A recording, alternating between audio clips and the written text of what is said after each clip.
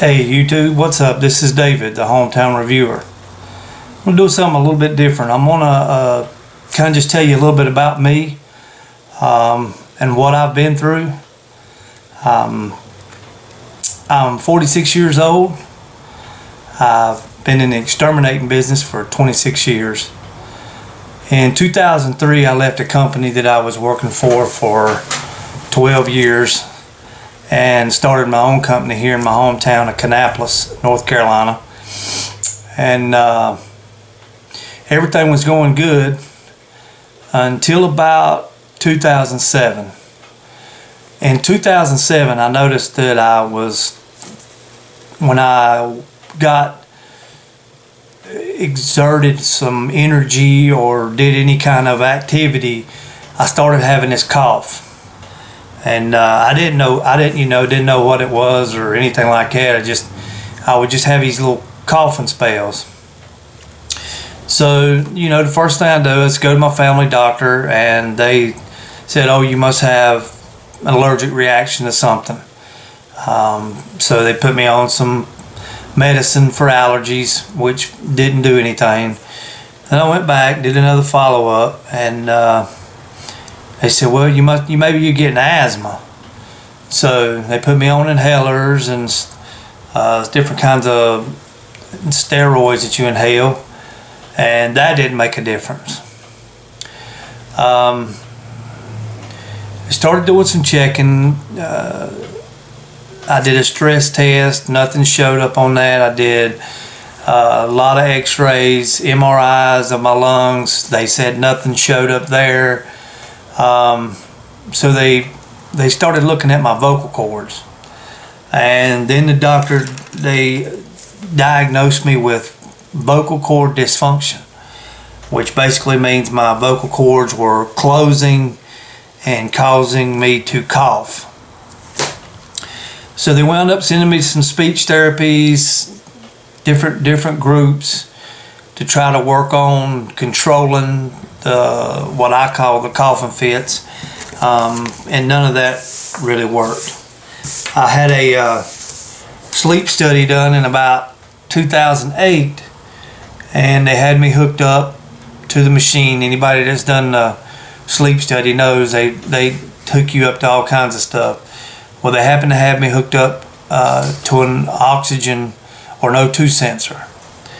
And they come in right before I fell asleep and said, "Your oxygen is dropping to 77%. We're going to have to give you some oxygen."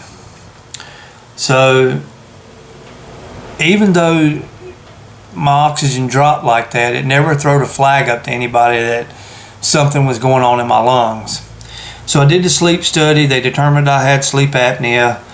Obviously, I use a CPAP now, but nothing was really ever said about the oxygen. The doctor just said, "Hey, you might need to start using oxygen with the CPAP machine." So I got with the company that brought me out an oxygen machine, and I started using it at night with the CPAP while I slept. And that went on until about 2012. And the coughing spells just continued to gradually get worse and worse. It got to the point where just to walk up a hill or to get ready for bed, just to get off of the couch and go get ready for bed, I would have a coughing fit. And these coughing fits turned out to be, they were just hard. It wasn't like, just clear your throat, that kind. They would last sometimes for 5 minutes, to the point where I would, gag and be gasping for air. In 2012, I took a trip down to Tampa, Florida, and I had to come home early because I felt like I couldn't breathe. I was awake for almost 3 days because I was starving for oxygen. So when I come home, my wife finally convinced me to go to the emergency room. I went to the emergency room, and the first thing they did was check my oxygen saturation, and it was at 23%. So they immediately rushed me back to the emergency room, and that's about all I remember of that that day was in the emergency room, and then I was out. So I wound up spending about 14 days in the hospital in 2012. I believe it was July 2012. And they did a biopsy on my lungs and found out that I was suffering from interstitial pneumonitis, or a pulmonary fibrosis. So I spent about 14 days in the hospital. They got me kind of straightened out, but I was on oxygen 24 hours a day then. And I thought, well, this is maybe what it's going to be the rest of my life. So they referred me to Duke University, and I went to Duke. I met with the doctors up there, and I got set up with Dr. Craig Rackley at Duke University. And he's a good guy, and he shot it straight to me. He said, look, this is not going to go away. This is not going to cure, and it's not going to stop. At that time, he said, you probably got 5 years. And at first I was like, oh no, I'm young. I was 42 years old then. I was like, that's no way that's going to happen to me. And so I started going on a regular basis about every 3 months and checking in. And I was doing pulmonary function tests, walking tests, blood work. It was just a whole day every time I went. And as they were monitoring the PFT, or pulmonary function test, it was gradually getting worse. And after about 3 years, I would say around 2014, he told me point blank, you better get started getting prepared. He said the only cure for this is going to be a lung transplant.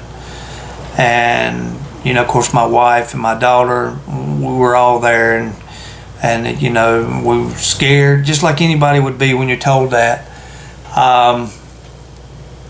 I was 250 pounds in, and they wanted me to start losing weight. So I started working on losing the weight. It took me about a year. I got down to about 220 pounds. I lost about 30 pounds in a year. And then in 2015, we decided in November to relocate to Durham, North Carolina. So me and my wife, we purchased an RV or a camper, and we set our camper up, and we started our routine life in Durham in a camper. At first, I was doing a rehab program because they want you to be strong when you go through the surgery. So I did the 1 month program and graduated from it. And around December the 5th of 2015, I got put on the list, and I was in the almost 60 percentile, which they rate you on how bad or how sick you are as far as where you're at on the list in need of the transplant. So 90% you're at the top of the list, and then so on down. And I started out at about 60%. I'm average height. I had lost down to 209 pounds, so I was in the right weight range. And about 6 days later, on December the 11th, at 5-something a.m. in the morning, we got a call, and they said, we've got some lungs, you need to get to the hospital. And so we jumped up and took off and went to the hospital. They prepped me for everything. And at this time, you don't know whether it's going to be what they call a dry run or if it's going to be a real thing. So you prepare for the worst. And I had several hours. My daughters come in, my granddaughters came, and all we were all gathered around the bed. Of course, I was, laying there, and they were all around me. So I had my whole family with me, and I didn't know what to expect. I mean, that's a big surgery, and there's a chance that you're not gonna make it. It's just reality. It's a large surgery. It's a large organ to have transplanted. But so on December the 11th, they had the lungs. They determined that the lungs were good, and they were going to go ahead with the operation.